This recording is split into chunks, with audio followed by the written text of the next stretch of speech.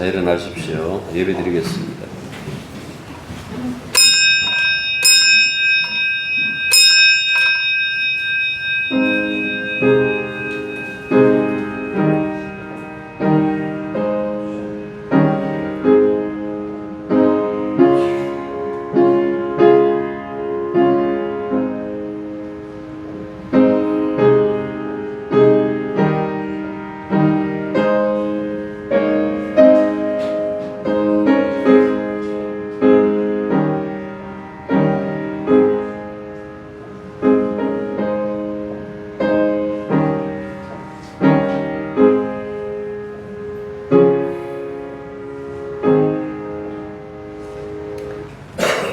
열풍이 불어오는 이 계절에 저희들이 하나님의 심판도 한번 생각해 볼 수 있게 하여 주시옵소서.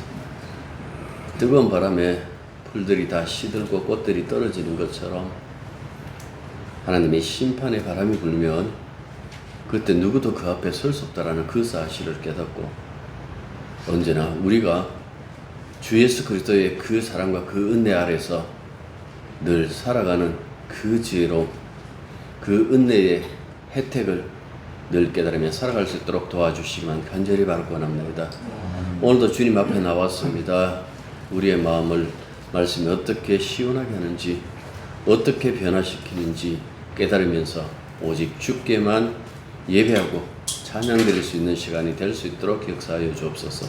예수님 이름으로 기도드립니다. 아멘. 자, 말씀 보시겠습니다.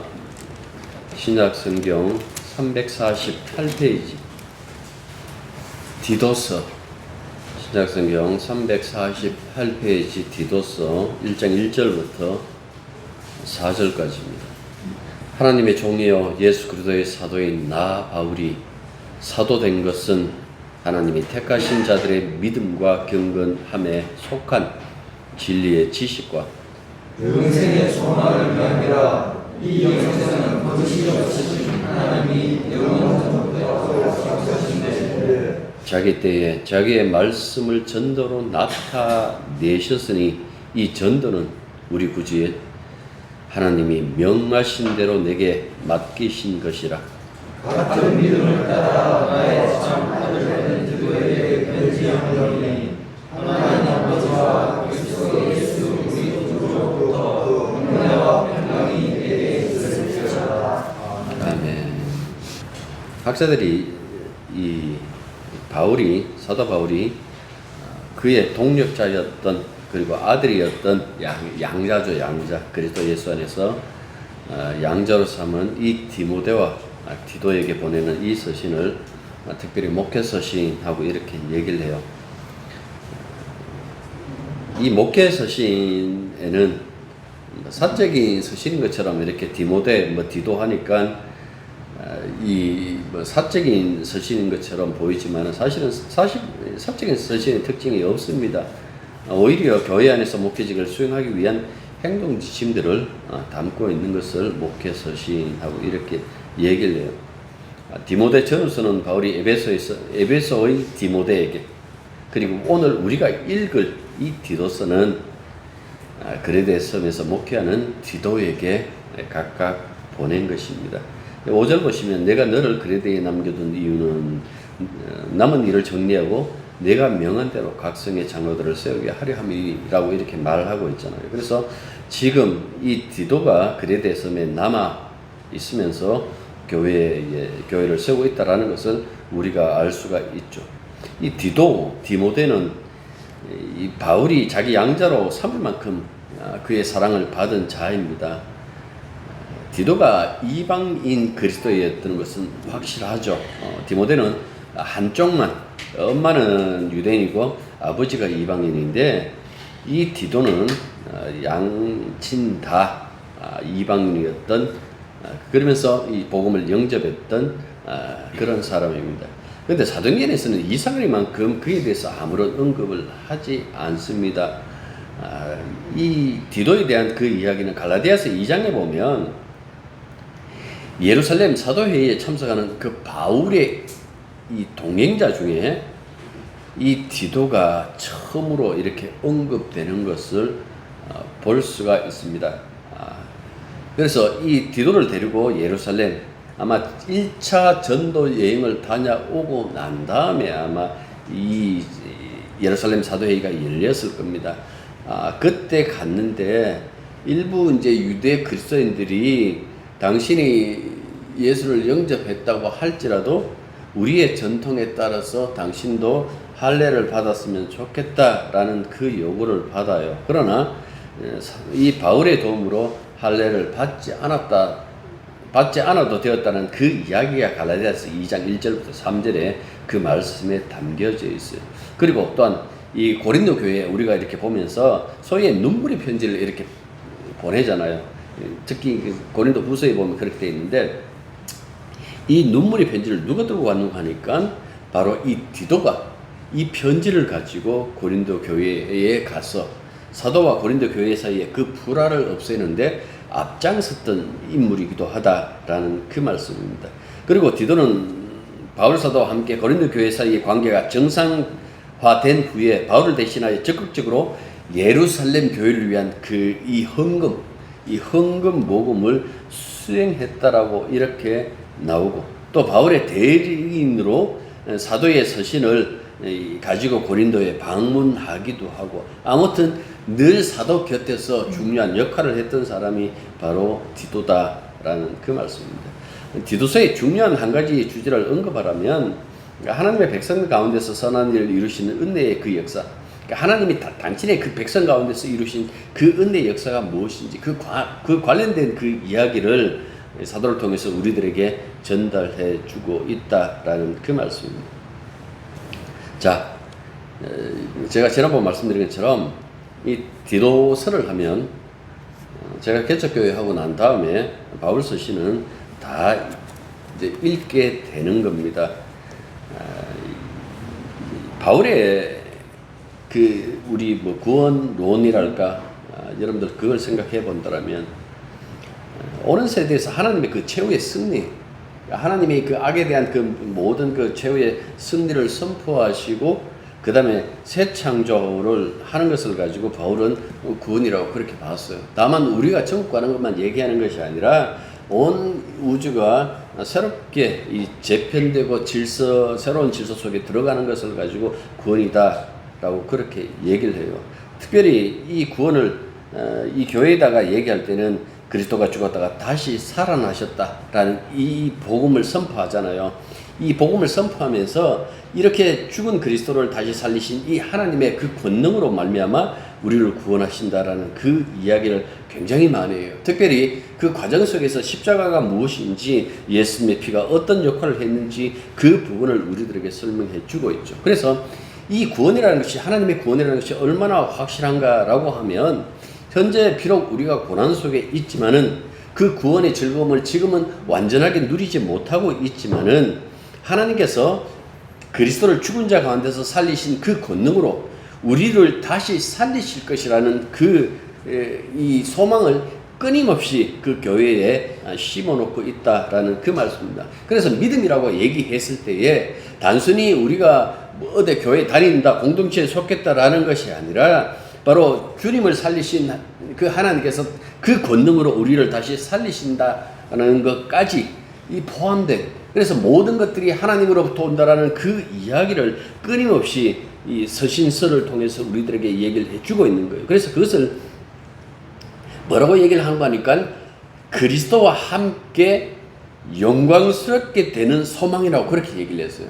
그러니까 성도들의 최종적인 것이 무엇인가 하니까 천국 가고 그냥 가고 이제 우리가 구원받았다 하는 것이 아니라 주님이 입으셨던 그 영광, 그 영광의 몸에 동참하는 것, 주님처럼 그렇게 영광스럽게 되는 그 소망, 그 소망을 가지고 그분과 함께 이 땅에서 죽고 이 땅에서 함께 살아가는 것, 그것을 전제한다라는 그 말씀입니다. 그래서 사도에게 있어서 고난이라는 것은, 이것은 뭐 우리가 말하는 절망이나 재수 없다라든가 혹은 내가 잘못되었다라고 얘기를 하지 않고 도리어 이 고난을 하나님의 은혜라고 그렇게 얘기를 해요. 그리고 이 고난을 그 자연스럽게 받아들이면서 영광과 고난은 두 개 별개의 것이 아니라는 그 얘기를 해요. 이 사실이 굉장히 중요해요. 그래서 사람들은 고난이 오면 신앙이 잘못되었고 영광이 오면 신앙생활 잘하고 있다고 착각하고 있잖아요. 그것이 아니라 이 고난과 영광은 항상 같이 온다라고 그렇게 얘기를 해요. 지금 이 세상 속의 그 영광은 고난 속에 둘러싸여져 있는 영광. 이거는 예수님 다시 왔을 때 완전히 우리가 밤송이 까듯이 그냥 싹 까져버리면 밤알이 톡 튀어나오는 것처럼 그때의 영광이 드러나기 전까지 이거는 밤이 이렇게 깨어질 때까지는 우리가 고난 속에 있을 수밖에 없음에 대하여 그렇게 얘기를 해요. 그래서 제가 여러분들에게 말씀을 전하면서 늘 했던 얘기가 우리는 바울 시대처럼 목숨을 걸고 죽고 살고 하는 문제에서는 벗어나 있지만은 이 시대에 우리의 고난이라는 것은 그러니까 이 세상의 질서를 따라가는 것이 아니라 주님의 그 질서, 오는 세상의 그 질서, 옛 세상의 질서가 아니라 나는 이제 새로운 피조물이 되었으니까 오는 세상의 질서를 쫓아가는 것이 우리들의 고난이다라는 그 말씀을 많이 드렸어요. 그러니까 갈등이 되잖아요. 세상에 살다 보니까 뭐 여러 가지 욕심들이 나고 나도 남들보다 더 편하게 살고 싶은 그런 생각들이 있는데 그렇게 살다가도 끊임없이 밀려오는 그 회의감, 거기서 만족하지 못하는 어떤 그 갈등, 그러면서 예수님을 다시금 생각해보고 그분의 사랑과 은혜를 생각하는 것. 그냥 예수 안 믿으면 이런 생각 할 필요 없잖아요. 예? 우리는 예수의 사람이라서 그렇게 못 살아요. 아니 우리의 삶의 그 자체를 가지고 뭐라고 얘기를 하는 거니까 네 삶의 가치가 네 스스로 그 의미를 부여하려고 하고 있지만은 나 그가 본다라고 얘기합니다. 그걸 뒤에서 얘기할 거예요. 사랑이라고. 바울은 이 구원을 얘기를 하면서 하나님의 종말론적인 이 능력, 종말론적 능력, 우리를 부활시키는 이것이 단순히 미래에 나타날 것으로 얘기하지 않고 이미 그리스도 안에 있는 사람을 뭐라고 얘기를 합니까? 새로운 피조물하고 고린도후서 5장 17절에서 얘기를 하고 있잖아요. 왜 새로운 피조물이라고 얘기를 하는 거 하니까 굉장히 논리적이죠. 우리 옛사람은 그리스도와 함께 죽었다. 우리는 그리스도와 함께 다시 났는데 그 새 사람이다. 따라서 새로운 피조물이다. 우리의 옛사람은 죽었기 때문에 옛 질서는 더 이상 우리를 관여할 수 없다. 그래서 그 어떤 저주도 우리에게 통하지 않는다. 우리는 오직 하나님의 사랑 안에 있다라는 그 얘기를 해요. 예수 믿으면서도 여전히 이날은 재수 없다고 그래. 혹은 귀신 무서워. 무서웠어요. 새로운 피조물이라는 것은 우리를 다루는, 우리를 통치하는 그 대상자가 달라졌다라는 이야기예요. 세상의 권력이 아니고, 세상의 세력이 아니고, 이 세상의 악한 영들이 아니고, 이 모든 것들을 창조하시고 심판하실 그 하나님의 그 통치 아래 있다라는 것을 얘기를 해요. 그래서 바울 서신을 읽어보면 구원이 단순히 미래에 대한 소망이 아니에요. 이미 부활의 첫 열매이신 그리스도의 부활로 인하여 이 땅에 이미 침투해 들어온 이 세상을 찢고 들어와 버린 거예요. 찢고 들어와 있는 오는 세상. 예? 그 속에 있는 자들을 그리스도인하고 이렇게 얘기를 해요. 그래서 우리가 두 세상을 산다 그랬잖아요. 이놈의 몸뚱아리 때문에 여전히 옛 세상에 속해져 있지만은 오는 세상에 속해져 있는, 이걸 빌립보에서는 뭡니까? 하늘의 시민권하고 이렇게 얘기를 했잖아요. 그 얘기들이 다 바울의 이 구원론에 나타난다라는 그 말씀입니다. 그러면 도대체 우리가 장차 구원받는다라는 것을 어떻게 의심하지 않고 믿을 수 있을까라고 했을 때에 이걸 얘기를 했어요. 여러분들 왜 부동산 이렇게 하면 계약서 쓰잖아요. 이것처럼 우리에게도 구원의 보증이 있어요. 그게 뭐예요? 성령. 성령이 우리들의 보증이 되는 거예요.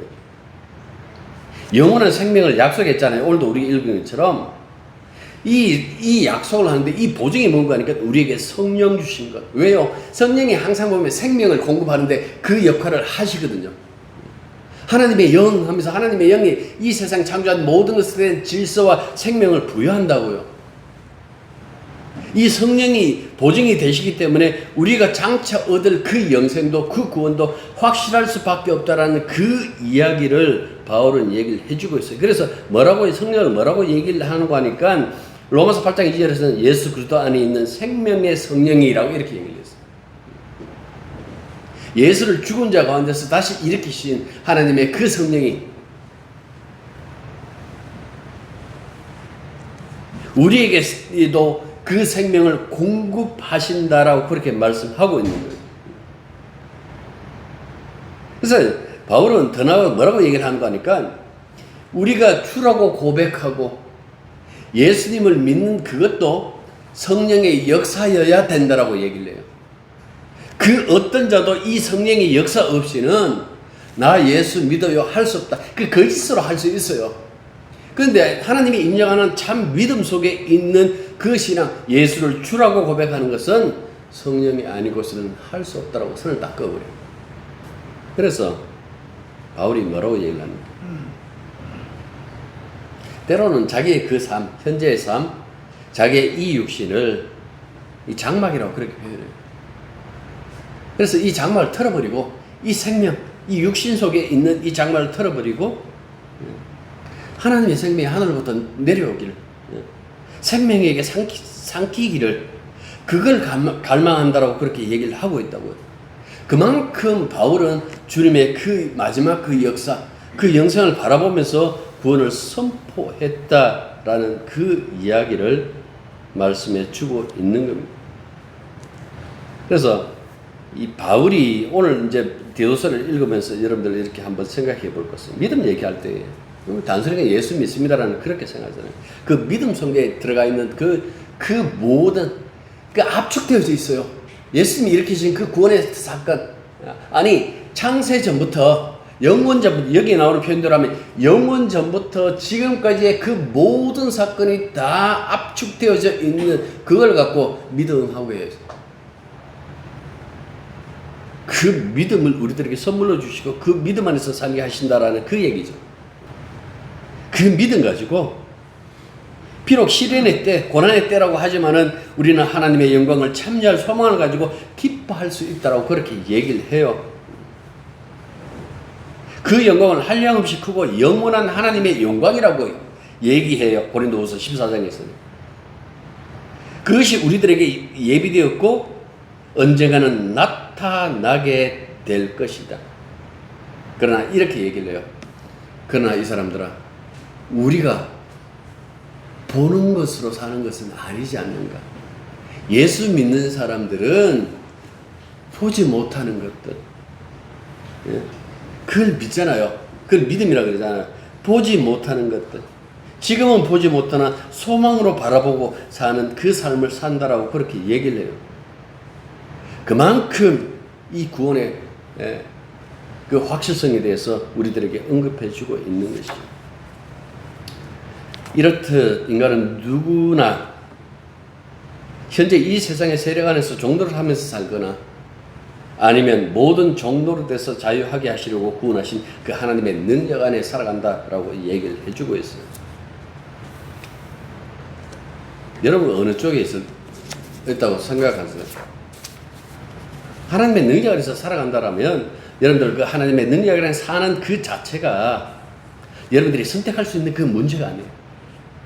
성경은 그래서 끊임없이 이 이야기를 할 때 바울 서신을 보면 늘 등장하는 것이 은혜라는 단어가 이 편지에 앞머리부터 시작해갖고 끝머리까지 은혜라는 단어가 얼마나 많이 들어가는지 몰라요. 그가 돌이켜보니까 하나님 은혜 없이는 안 된다라는 그 사실을 알고 있거든요. 그 은혜가 나타나는 것을 가지고 하나님의 사랑이라고 그렇게 얘기를 해요. 그러니까 하나님의 사랑, 하나님의 은혜가 개입하지 않은 구원이 없다라고 바울은 그렇게 얘기를 하고 있죠. 여러분들 우리가 아까 제가 그 하나님 사랑 얘기 잠깐 했는데 사랑이 우리를 구원하잖아요. 하나님 사랑의 특징이 뭘까요?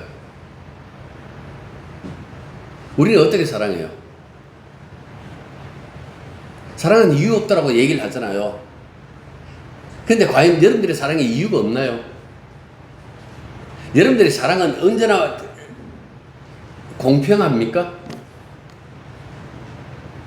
누구나 어떤 사람을 만나거나 여러분들의 사랑은 언제나 동일하십니까? 하나님의 사랑, 이 성경에 나타난 하나님의 사랑의 특징이 뭔가 하니까 사람만의 차별을 하지 않는다라는 것. 그 하나님의 사랑 안에는 모든 차등이 사라져요. 모든 차별이 사라지고 모든 차이가 사라져 버려요.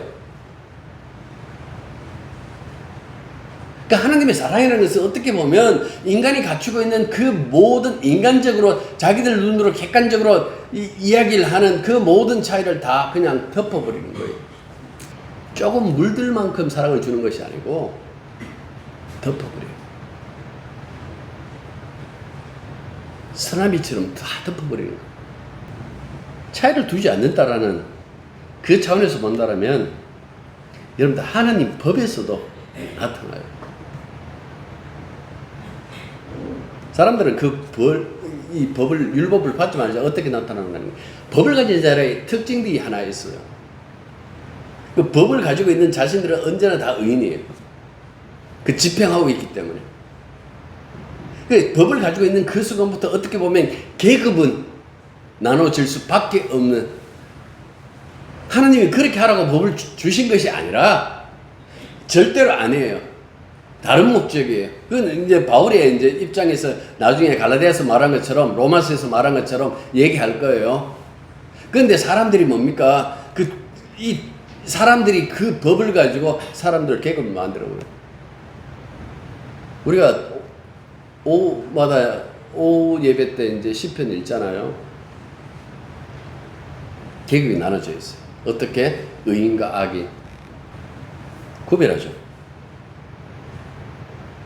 그런데 여러분들 시편이 처음에 보면 의인의 길, 악인의 길하고 완전히 갈라져요. 뚜렷하게 해버리죠. 150편 가면 그 찬양, 그 하나님의 존전에서의 찬양이 그 7가지 악기를 동원해하고 찬양하는 게 나타나요. 그렇게 보니까 야, 우리가 의로운 길 가야 되겠다라고 그렇게 생각하잖아요. 그런데 가면 갈수록, 뒤로 가면 갈수록, 특히 4권으로 들어가고 이렇게 5권으로 들어가면서 무엇이 나타나는가 하니까 그것이 흐릿해져 버려요. 어떻게 흐릿해지는가 하니까 사람들이 나는 이때까지 내가 의인이라고 생각했는데 내가 의인이 아니더라라는 얘기. 우리가 시편 하면 뭐라고, 누구 이름 제일 먼저 기억해요? 다윗 기억하잖아요.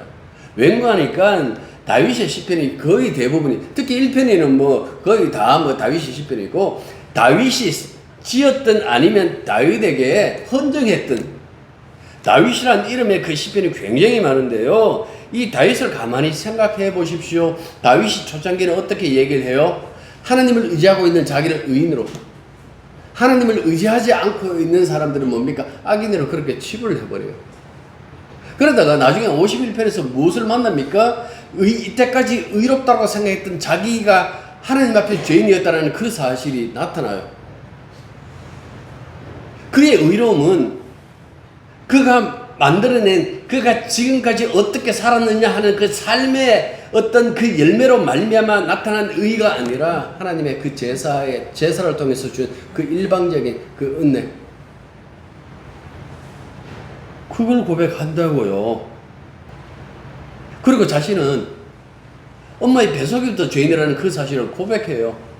엄마 뱃속에부터 죄인이라는 것은 이거는 삶에서 내가 무엇을 해결할 수 있는 문제가 아니잖아요. 타고난 죄인인데. 행동적 죄인 같으면 삶에서 내 삶을 바꿔보기도 하고, 5년씩 불러가지고 그냥 상담 받으면서 교육 받으면서 내 삶을 다르게 하면 되는데, 아니에요. 이미 엄마 뱃속에서부터 죄인이다라고 그렇게 고백해버려요. 이 죄를 고백함으로 말미암아 무엇을 합니까? 아, 우리의 의로움은 우리가 의롭다고 했을 때 그 의로움은 내 것이 아니고 하나님으로부터 온다라는 사실을 알아요. 그래서 눈길이 그때부터 무엇에 자기한테 안 가요. 지 새끼들한테도 안 가요.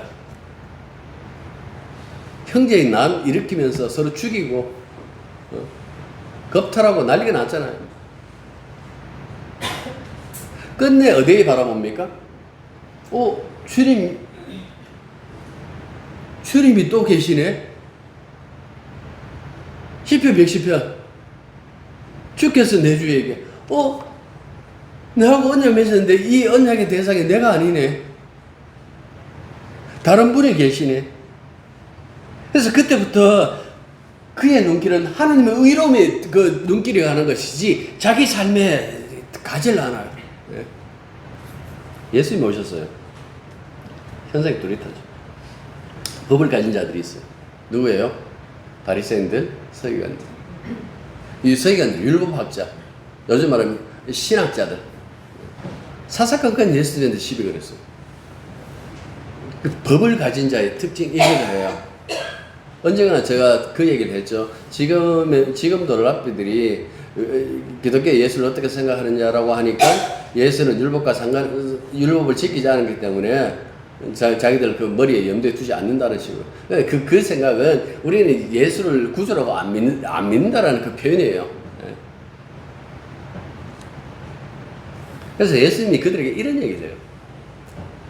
너희보다도 세리와 죄인들이, 창기들이, 죄인들이 천국에 먼저 간다라고 얘기해요. 그러면 이 사람들은 두 번째로 가겠죠. 그 뜻이 아니에요. 이 사람들은 자기들만 천국 간다라고 생각했는데 자기들 앞서 이 세리들, 창기들이 간다라고 그렇게 얘기를 하고 있으니까 굉장히 분노할 수밖에 없죠. 그때부터 이제 예수 죽이기로 작정하는 거예요.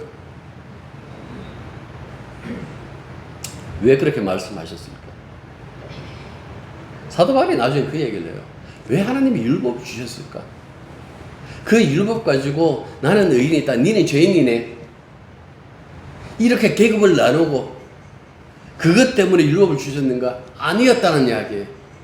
하나님이 우리들에게 법을 주신 그 이유는 그 법 앞에 만인이 다 죄인이더라. 끊임없이 그 법을 얘기할 때마다 뭐라고 얘기를 합니까? 가난하다고 봐주지 말고 부자라고 봐주지 말고 그 법의 공평함을 얘기를 해요. 그 공정함을 얘기를 하는데 그 법 앞에 공정함을 얘기하는데 법을 우리가 잘 해야지. 어떻게 잘해요? 그 말씀은 이거예요. 죄인 아닌 인간이 없구나. 하나님 법 앞에 우리는 다 죄인이구나. 법이 그 사람이 어떻게 살았든 나는 정말 조심하면서 잘 살았어요. 다른 사람한테 말할 때도 예쁘게 말하고 혹시 마음이 상할까 싶어가지고 내가 조심스럽게 그렇게 사람들 이때까지 살아왔어요. 어떤 사람은 막 함부로 말하고 그렇게 산 거예요. 그런데 뭐라고 얘기를 합니까? 법이 다 죄인이다. 내 이때까지 이쁘게 살았는데요. 아니, 죄인이래. 굉장히 억울하시죠? 그런데 사랑이 그것처럼 우리들에게 다가와서는 뭐라고 얘기를 합니까? 나의 그 모든 죄를 다 덮어버리는 거예요. 구원이라는 것은 이렇게 나타난다라고 그렇게 얘기를 해봐요. 하나님의 법이 모든 사람을 죄인으로 덮어버린 것처럼 하나님의 사랑이 우리 모두의 죄를 다 덮어버리고 하나님의 그 자녀로 삼으셨다라고 성경은 이야기를 하고 있다고요. 사도 바울이 이때까지 전했던 복음이 바로 여기 있는 거예요. 우리가 하나님의 사랑을 입었다. 그 사랑이 어디서 나타났느냐? 십자가다. 그리스도의 십자가만이 우리들의 희망이었다. 그분이 하나님의 의다. 의로운 사람이 천국 가는 건 맞는데 우리 중에 누구도 의롭질 않았다.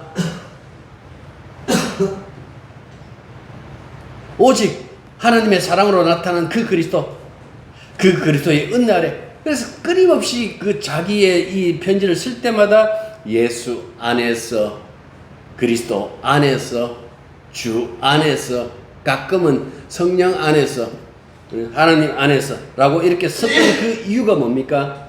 이 모든 것들이 그분으로부터 와야 되는 것이지 오지 않고 자기가 만들 수 있는 것은 없다라는 그 얘기예요. 그래서 편지 쓰는 이유가 뭘까요? 이거 얘기하는 거예요. 아, 이게 복음이구나. 이 복음이 나타난 바로 이 하나님이 진짜 하나님이구나. 여러분들 진짜 우리 마음속에 복음이 나타나고 하나님의 그 은혜가 나타나고 사랑이 나타나면 뒤에 보면 그 얘기를 하죠. 술 먹고 마누라 패는 이런 자들은 장로를 세우면 안 된다 뭐 이렇게 나오잖아요. 그런데 바울의 이야기는 뭔가 하니까 근본이 달라졌잖아요. 이렇게 얘기해요. 윤리와 도덕을 얘기하는 것 아니에요. 근본이 바뀌었잖아. 그는 네 이전에 옛 사람이고 이제 새 사람으로서 그리스도 안에서 새 것이 되었기 때문에 그런 일이 벌어지면 안 된다라는 것을 얘기를 해라. 이게 목표 서신이에요. 여기 보면 2절부터 보시죠. 영생의 소망을 위함이라. 이 영생은 거짓이신 하나님이 영원 전부터 약속하신 것인데 자기 때에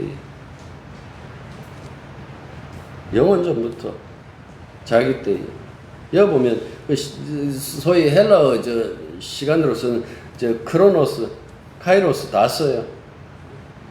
시간도 시작하기도 전에 물리적 시간이 시작하기도 전에 하나님께서는 이미 이걸 약속하셨다.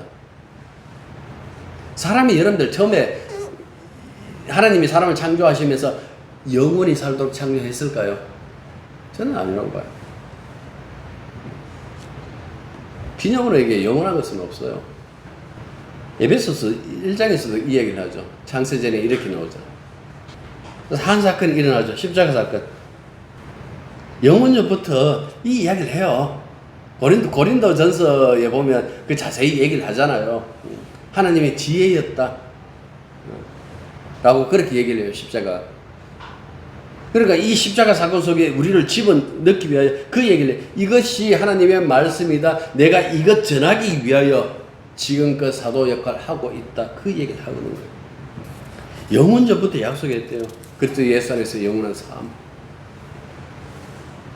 이건 아버지와 아들의 그 언약이겠죠. 이 언약을 통해서 이미 우리들에게 나타났다. 생각해 보십시오. 피조물에 불과한 우리들이 채 100년도 못 살고 죽는 우리들이 영생은 시간이 얼마나 길까라는 것이 아니라 시간 자체가 날아가 버린 거예요. 그 은혜. 근데 사람들이 보면 왜 한때 막 한국교회에서 우리가 여기서 교회 열심히 봉사하고 헌금하고 하면 여러분들 가갖고 금멸유관 쓰고 남들보다 더 많은 칭찬받고 이렇게 막 얘기를 하면서 사람들은 거기에 막 호응해버렸어요. 상이 없는가? 상이 있어요. 상이 뭐예요? 영생이에요. 그런데 영생을 어떻게 생각하는가 하니까 영생은 기보이고 피조물이 감히 피조물에게 영생이 주어졌다라는 것은 그 엄청난 그 은혜 아닌가요? 그럼에도 불구하고 사람들은 이해를 못하는 거예요.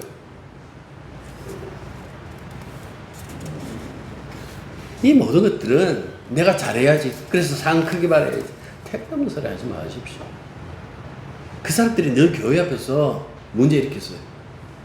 내가 이만큼 수고하는데.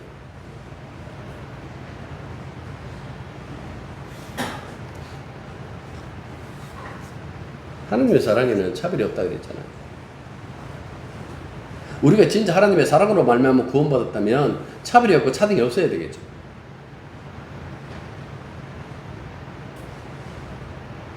저 사람도 구원받나? 그 생각이 머릿속에 안 생겨야 되는데 생기죠. 왜 생길까? 우리가 그만큼 악하다는 이야기예요. 나는 내가 구원받는 데는 하나님의 사랑은 이만큼 와도 괜찮은데 저 사람한테는 조금 공연히 그냥 막 짜증나고, 그게 인간의 마음이에요. 그걸 덮었다니까요. 하나님 사랑이 차등 없이. 어차피 내버려두면 늘 그 안에서 네가 옳으니 네가 나쁘니 하고 있으니까 그냥 사랑으로 덮어버리는 거야. 아들의 피로. 그 이야기가 구원이에요. 그걸 우리의 영광이라고 얘기를 했어요. 이 영광을 우리에게 주어지니까 마지막 4절 보십시오. 같은 믿음을 따라 나의 참아들 된 디도에게 편지하노니 하나님 아버지와 그리스도 예수 그리스도. 그러니까 왜 이렇게 같은 믿음을 얘기를 할까요? 내가 전했던 그 복음을 얘기하라는 이야기, 교회에서. 그러다 뭐라고? 은혜와 평강. 이걸 늘 붙어 있죠. 은혜와 평강.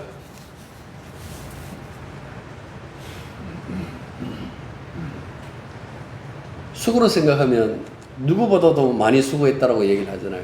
그런데 사도의 입에서 늘 터져 나온 말이 뭡니까? 은혜와 평강이에요. 이게 다 하나님의 은혜였다. 내 아니다. 내 주목하지 마라. 나 아무것도 아니다.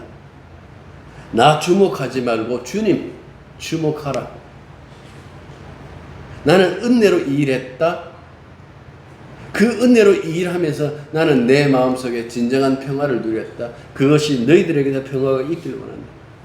평화 뭐겠어요? 하나님과의 그 관계 속에서 정죄하지 않고 사랑으로서 우리의 한없이 다가오는 그분의 그 사랑이 있더라면 여러분들 마음속에 평화가 임해야 되겠죠. 그 이야기를 하라고 사도가 편지를 쓴 겁니다. 기도하겠습니다. 하나님의 사랑이 영원전부터 어떻게 나타날 것인가 라는 그 이야기를 우리가 복음을 통해서 증거할 때마다 이 세상에 나타나는 것은 우리들의 착한 모습보다는 하나님의 사랑이 나타나기를 원하고 하나님의 은혜가 나타나기를 원하고, 그래서 어떻게 그 은혜와 사랑이 어떤 열매를 맺는지 비로소 그때 우리의 삶을 돌아볼 수 있는 지혜로운 자들이 되게 도와주시기만 간절히 바라고 원합니다. 주님에게 오지 않은 것 없습니다. 모든 것이 주님에게 흘러나왔기 때문에 우리가 이렇게 의롭다고 칭의도 받고 또한 하나님을 향해서 아버지라고 할 수 있는 그 자격 안에서 끊임없는 평화와 사랑을 누리고 살아가고 있습니다. 사랑 많으신 아버지 하나님, 이러한 우리들을 늘 붙잡아 주시사 하나님의 은혜에서, 하나님의 사랑에서, 하나님 주신 그 평화에서 벗어나지 않도록 늘 우리와 함께 해주시고 인도하여 주시옵소서. 예수님 이름으로 기도드립니다. 이제는 우리 주 예수 그리스도의 은혜와 하나님 아버지의 크신 사랑과 성령의 교통하심이 진실로 영원전부터 그리스도 예수를 통하여 우리를 구원하여 영원한 생명을 주시기로 작정한 그 하나님의 사랑에 정말 마음 겨워하는 믿음으로 늘 소망하며 살아가기로 다짐하는 하나님의 자녀들 위해 이제부터 항상 함께 있기를 축원합니다. 아멘.